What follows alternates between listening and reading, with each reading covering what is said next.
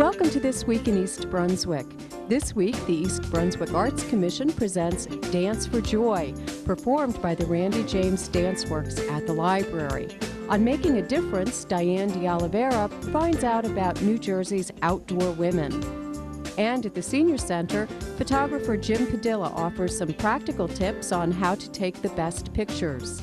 Also this week, Elaine Risley invites you to share information about the traditions observed by people of your ethnic background on a Cultural Minute.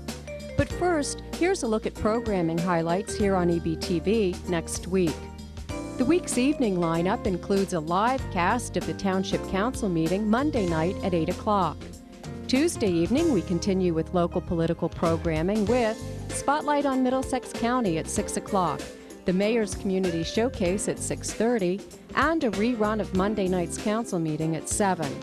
Wednesday's programming focuses on home and family with At Home with Peggy at 6 o'clock, Look Great, Feel Great at 6:30, Dolly's World at 7 o'clock, and Spotlight on Education at 7:30. The East Brunswick High School wrestling match against Piscataway will be shown at 8 o'clock Wednesday night and at 8:30 Thursday night. Also on Thursday evening, the Jersey Access Group presents Access New Jersey at 6 o'clock. A new edition of This Week in East Brunswick shows at 6:30 and 7:30, and at 7, it's Conversations with Judith Lebline. At 8 o'clock, Amy Fisher at Large focuses on programming provided by the East Brunswick Division of Recreation. Friday night will wrap up the month of January with East Brunswick High School girls facing off against Piscataway. That's at 6:30. At 8:30, it's the Middlesex County Freeholders meeting.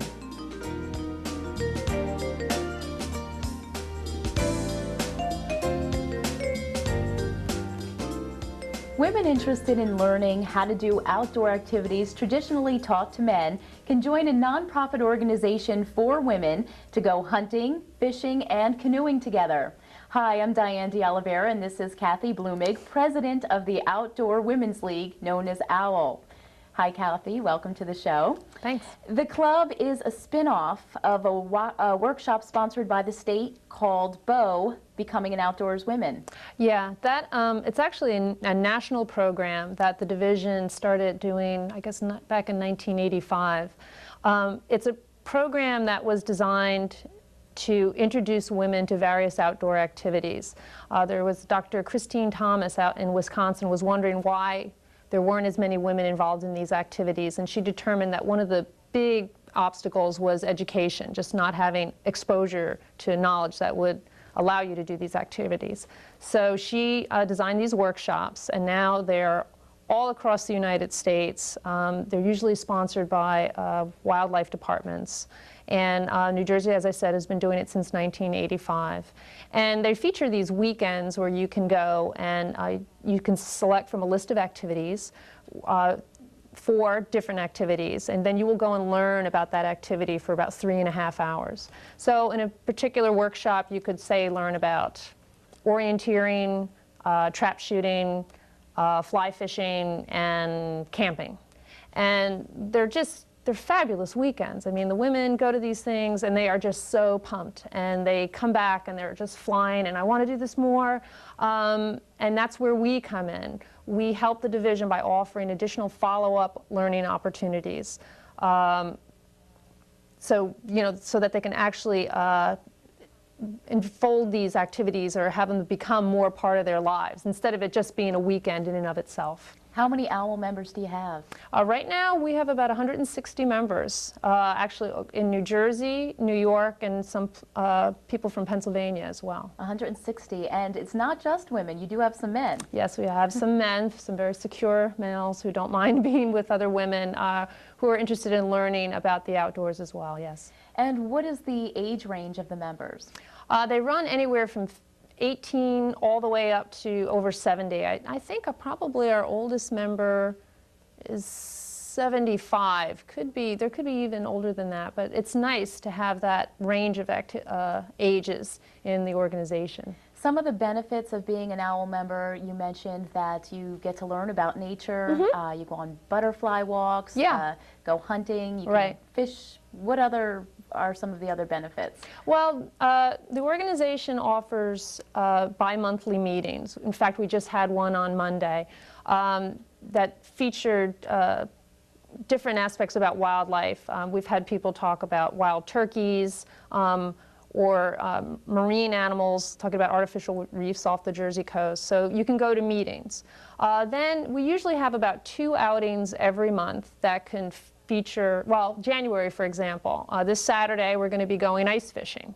Or you can go on an eagle watch. Next month, we're going to be going beagling, which is not bageling, but beagling, where you take beagles out and they follow a scent trail, and you learn about how they run rabbits and things like that. There's archery outings where you can learn how to shoot a bow and arrow. So it's quite a range of activities there. And like I said, it's about 2 outings per month that try to not just to teach you the skills, but also some of the background, if it's especially focused on wildlife, about the natural history and management of that particular species. Does OWL also have a lot of single mothers that join? It might be a good way for mothers to learn how to bond with their sons if it's a single parent. Or daughters, family. but yeah. Yeah, we have, there's quite a range there. We haven't done any specific surveys yet, but just from casual conversations with members, there are single mothers, married mothers, there's just single women in general. There are families that will join, or mothers and daughters who will join together, which is it's a great way for them to bond, as you say, to go and do an activity.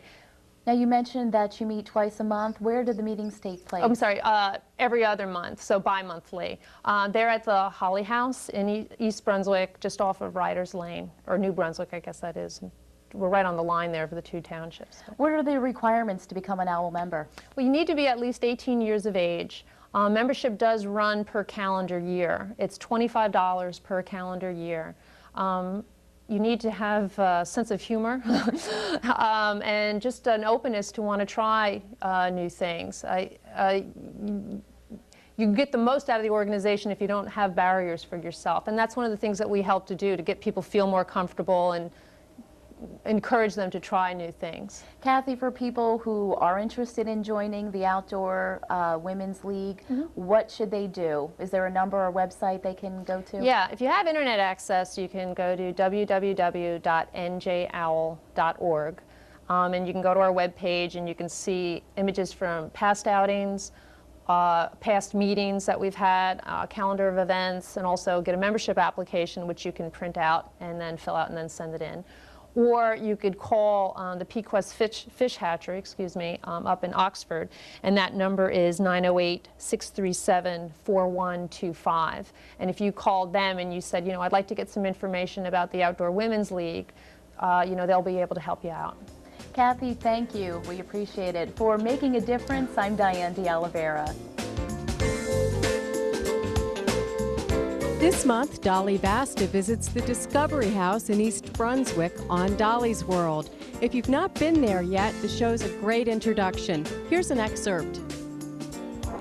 Hi, I'm Dolly Vasta, and welcome back to Dolly's World.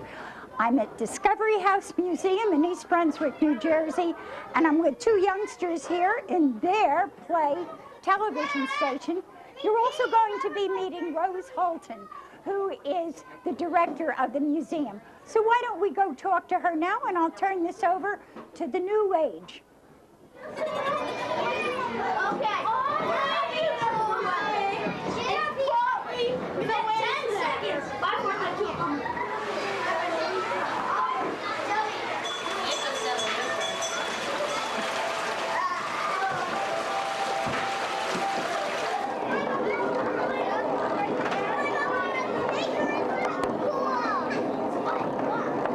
Rose, what made you think there was something lacking in the Central Jersey area to start a museum such as this? Well, having 2 children of my own, taking them to places similar to this or not in this area, it was pretty obvious there wasn't a children's museum, anything like this, in Central New Jersey. Well, what about the title, Discovery House? Exactly what is Discovery House? It's interesting. We thought long and hard about that. Discovery House. Well, discovery is just, the word sort of says it. It's just so much about imagination and fun and excitement and learning something new. So that word just seemed to be a natural fit. And just Discovery House just sounded like it would be hopefully pleasing to younger children.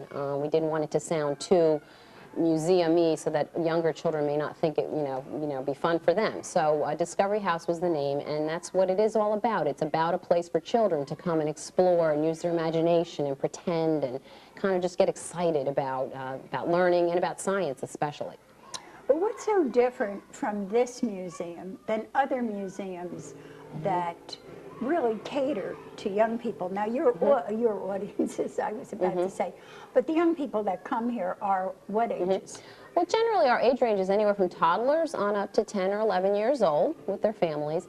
What we are that makes us, I think, unique is that our strength is all about science. My husband, Brian, has a background in physics. He is a physics teacher.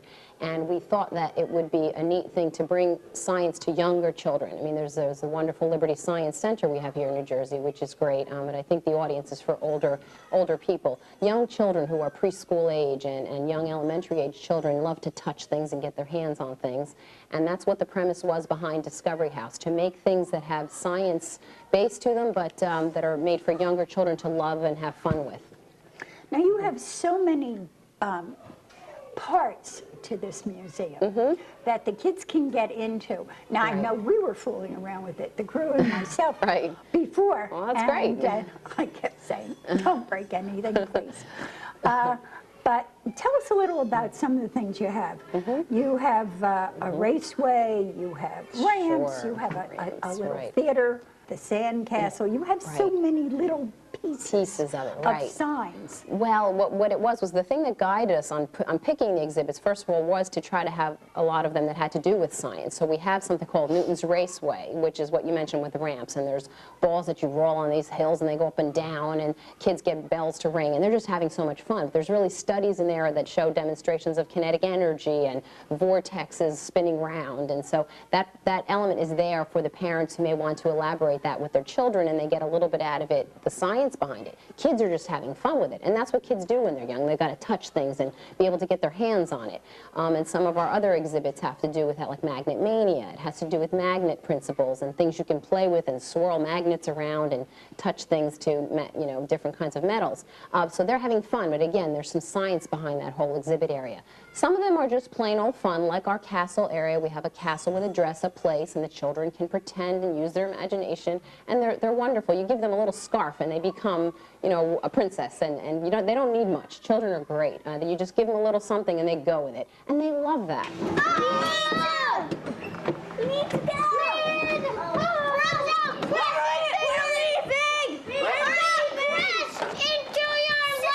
What should we do? I don't know. Go to the castle. Yes, let's go to the castle. To see Dolly's World in its entirety, watch Channel 3 Wednesday evening at 7.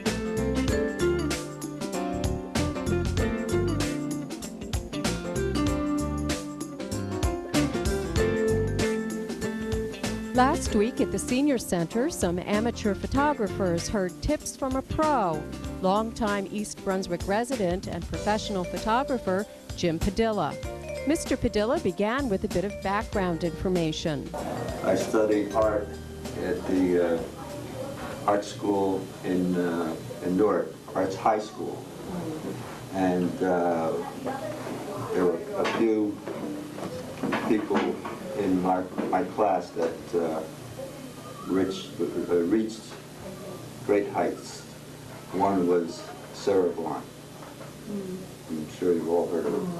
Very sweet lady. Then I went to the Newark School of Fine Industrial Art and graduated from there, and went to the New School of Photography, and finally my mother threw me out of the house and said, enough of this studying, go get a job. So I went to Bamberger's. And of course I lied. I had all kinds of experience, but I think they saw through me because I was only 18 at the time. But anyway, they gave me a menial job, and from there I went to the service. When I got back from the service, I concentrated on photography and worked for 2 studios, and finally decided that I wanted to do things on my own.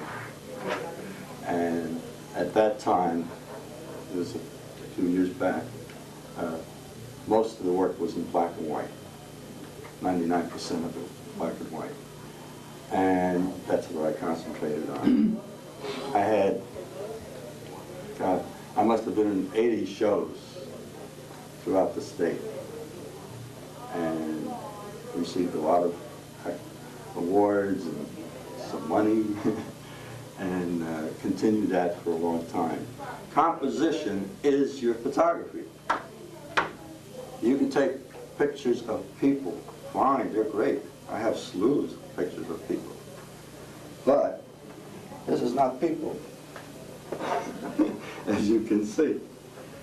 And it could be done in a number of ways. But you have to find an interesting way to show people what you're doing. You'll find in black and white, white is going to attract your attention first. There's no doubt about it. So you'll see that most pictures, the background is dark and it emphasizes what's in front. Now, you could consider this an abstract. And what is it? It's an abstract painting. In reality, it's a telephone pole. You see the notch here, you see it on telephone poles. And years ago, the men that worked on these poles would mark these, put these white marks in to designate that they had finished this pole and they were continuing on to another. To me, it's an abstract. Why? Because I got on in tight. I didn't work from back here to show the pole, the branches and brush behind it. No, that's not interesting. I'm only showing this because this was one of my very first pictures. Now, even here, you don't necessarily look in the corner. I mean, you may only glance at the water. You know what they're doing. But the eye starts almost here because it's dark, and it seems to drag you here because this is light. See? And it keeps you in here. You're not worried about what's over there, what I didn't take down here. This is interesting in a composition sense. Because actually, you look at the building first, right? Yeah. Anybody that doesn't? But what's beyond that? What's beyond it? In other words, gee, it's nice, it's an old building, blah, blah, blah. What's over here? That's right. This is a building in a cemetery. Now, it has a little more meaning to it. It's not just a building. But I wanted to get your attention on the building first. Now, if I had taken it without the tractor, it could be anything. It could be just a guy walking the street. So. Mechanic. Yeah. But definitely, this may get your attention at first and keep you in there. But he's a farmer. That's his tractor. That's his barn. So you have to include certain things to spell out exactly what the scene is. You can't let it go to guesswork. To see more of Mr. Padilla's work, see his exhibit at the East Brunswick Senior Center. The Office on Aging offers a variety of how-to programming every month. For a calendar of events, call 732-390-6896 or stop by the Senior Center. The East Brunswick Human Relations Council has been presenting a Cultural Minute in collaboration with EBTV Channel 3 on This Week in East Brunswick since January of 2002. Each minute presented an aspect of cultural interest. It has dealt with universal themes as well as personal aspects of diverse celebrations, rituals, and memories of the cultural mix of our community members. All community members may participate regardless of age. Every effort will be made to cover interesting highlights and facts that are unique and personal. The Human Relations Committee and our community seem pleased. However, writings and on-screen participation from community members is not flourishing. You are again encouraged to submit your story for review and possible inclusion as a cultural minute. Call us and tell us your story. We'll help you write it. Not feeling camera ready? We'll read for you. What we need is your input, personal experiences, and knowledge to make our presentations fresh and up to date. Human Relations Council member and Projects Chair Elaine Risley, along with volunteer assistant Lisa Buckwalter, look forward to a spectacular new year. May 2003 be a joyous year as we learn from one another. On Sunday, the East Brunswick Arts Commission presented an afternoon of dance with Randy James Dance Works. The company celebrates its 10th anniversary this year. Founder and choreographer Randy James, a former East Brunswick resident, introduced the program to a standing room only audience. The program is called Dance for Joy. And the reason why we call Dance for Joy is because dance brings so much happiness to our lives. We'd like to share that with you. So you're going to see lots of different dances that I've choreographed. The dancers are going to talk to you. There's even going to be some audience participation points. And at the end of the program, we'll have some question and answers. So if you've been sitting there thinking things throughout that you'd like to ask myself or the dancers, you'll have time at the end. So the first piece we're going to show you is called Waves at My Back. And it's choreographed by me. And the music is Johann Sebastian Bach. And I try to do two different things with this dance. I try to be very musical. Often I choreograph in silence, but this dance I actually choreographed with the music. So I tried to kind of mirror the music. So when the music went big, I went big. When the music went small, I went small. And I tried to use many different ways to use your back and feeling the motion of your back. So you're going to see those two different things.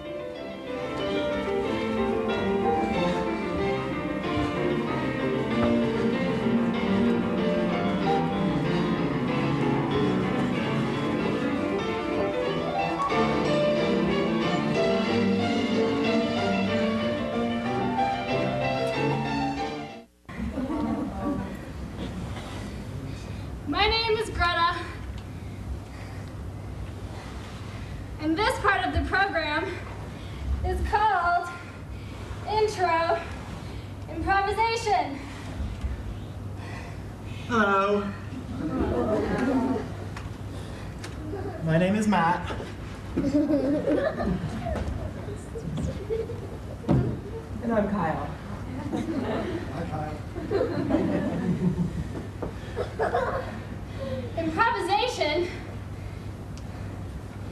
is where you make things up as you go along. I've never done this before.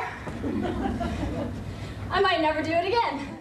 So we've talked a couple different ways about how to create a dance. Randy talked about using music and trying to choreograph when the music is big, dancing big, and when the music is small, dancing small.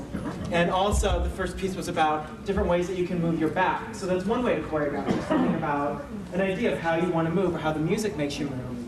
And then the next two pieces, we talked about choreographing based on a story. So Lion, Witch, and the Wardrobe, or Randy seeing his sisters.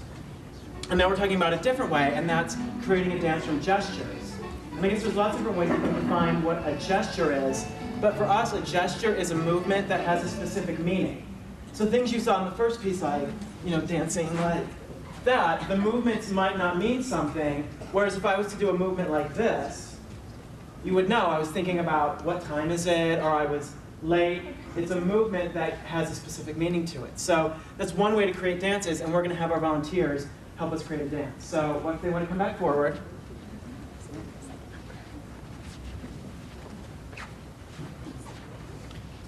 So each volunteer was given a word. So we have 4 words, and each of them were asked to create a gesture based on that word. So we're just going to go down the line and we're all going to learn the gestures that they made up. So Dorothy, what was your word? Yeah. Pencil. Her word was pencil, and what was the gesture you came up with for pencil? Excellent. So, like her hand is a piece of paper, and her other hand is like holding a pencil, and she's writing with the pencil. So it's one way to create a gesture is thinking about an object and what you would do with that object. So if we could all try that up here, and then if you guys want to help us try that also. So you just, one hand becomes a piece of paper, and the other hand is holding a pencil. Something simple, we call that very pedestrian, because it's something you do in everyday life. So there's nothing difficult about it. We've all done it. But if you do it with intention, then it becomes dance. So that's fantastic. Thank you, Dorothy. And Joy? Yeah. Great. And what was your word? Apple. Apple. Great. And what was your gesture for apple? Good. So again, eating the apple. So we all take a bite of the apple. So if we do those two together, it begins to become a sequence of movement or a phrase. So we do the first pencil, and then apple.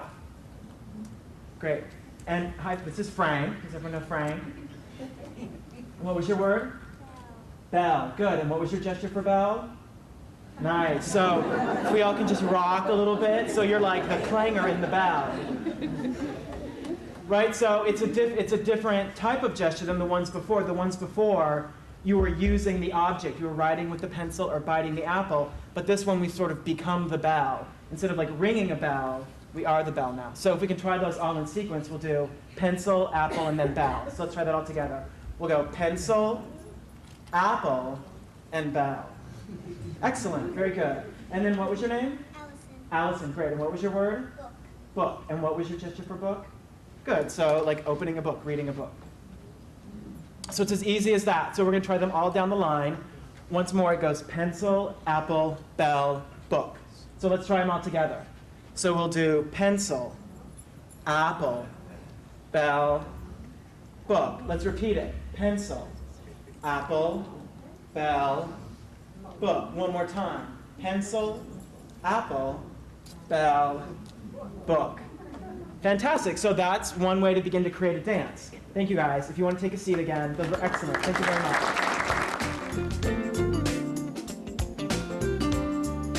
That's almost all for this week.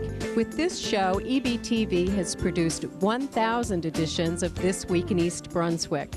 The first edition was produced the Thursday after Memorial Day in 1981 by Kevin O'Rourke.